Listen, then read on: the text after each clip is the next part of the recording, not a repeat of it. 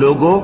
آؤ میں تمہیں وہ چیزیں پڑھ کر سناؤں جو تمہارے پروردگار نے تم پر حرام کر دی ہیں۔ ان کی نسبت اس نے اس طرح ارشاد فرمایا ہے کہ کسی چیز کو اللہ کا شریک نہ بنانا اور ماں باپ سے بدسلوکی نہ کرنا، بلکہ حسن سلوک کرتے رہنا، اور ناداری کے اندیشے سے اپنی اولاد کو قتل نہ کرنا، کیونکہ تم کو اور ان کو ہم ہی رزق دیتے ہیں، اور بے حیائی کے کام ظاہر ہوں یا پوشیدہ ان کے پاس نہ پھٹکنا، اور کسی شخص کو جس کے قتل کو اللہ نے حرام کر دیا ہے قتل نہ کرنا، مگر جائز طور پر، یعنی جس کا شریعت حکم دے۔ ان باتوں کی وہ تمہیں تاکید کرتا ہے تاکہ تم سمجھو، اور یتیم کے مال کے پاس بھی نہ جانا مگر ایسے طریق سے کہ بہت ہی پسندیدہ ہو، یہاں تک کہ وہ جوانی کو پہنچ جائے، اور ناپ اور تول انصاف کے ساتھ پوری پوری کیا کرو۔ ہم کسی کو ذمہ دار نہیں بناتے مگر اس کی طاقت کے مطابق،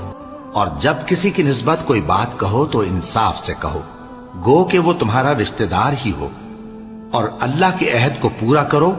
ان باتوں کا اللہ تمہیں حکم دیتا ہے تاکہ تم نصیحت قبول کرو۔